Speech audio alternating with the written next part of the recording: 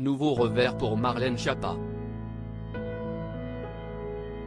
Depuis plusieurs jours, la secrétaire d'État en charge de l'économie sociale et solidaire est au cœur d'une nouvelle affaire, le fonds Marianne.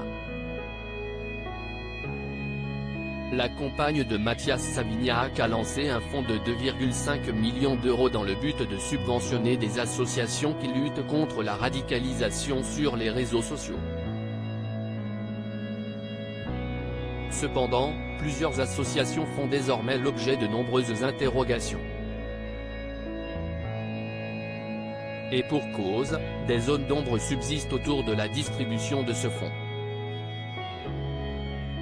Des situations délicates comme celle-ci, Marlène Schiappa en a vécu plus d'une.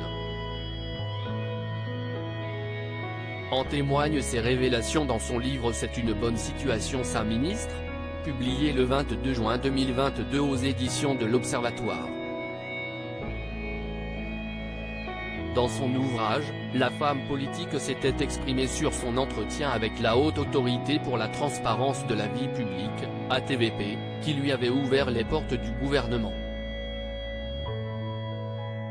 Au cours de l'entretien, la secrétaire d'État en charge de l'économie sociale et solidaire avait notamment été questionnée sur ses finances. Il me demande si je suis déjà parti en vacances chez quelqu'un qui pourrait considérer que je lui dois de l'argent en échange de ses vacances, avait-elle écrit.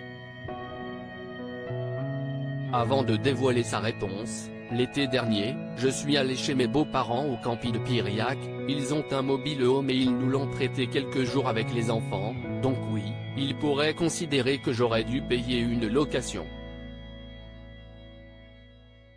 Heureusement, ces vacances n'ont pas été considérées comme un conflit d'intérêts par la ATVP et Marlène Schiappa a pu intégrer le gouvernement. Supérieur à Julie Gaillet, Sophie Marceau, Marlène Schiappa, retour sur leur engagement pour les droits des femmes. Marlène Schiappa, un nouveau coup médiatique tombe à l'eau ce mardi 18 avril, la secrétaire d'État en charge de l'économie sociale et solidaire s'est de nouveau retrouvée dans la tourmente. La raison ? À en croire nos confrères du Parisien, la femme politique de 40 ans se serait envolée en direction de New York pour un nouveau coup médiatique, entre autres.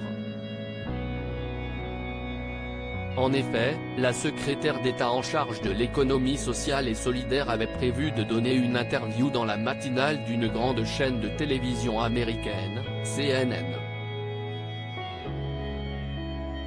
Cependant, l'échange aurait été avorté in extremis par Matignon. Priorité dans la communication au service après-vente de l'allocution du président de la République, ont ainsi avancé les services de la première ministre, a rapporté Le Parisien. Officiellement donc, la secrétaire d'État se trouve aux États-Unis en compagnie de personnalités du monde de l'économie sociale et solidaire, en lien avec le vote d'une résolution à l'ONU. Article écrit en collaboration avec 6 médias. Crédit photo, agence panoramique.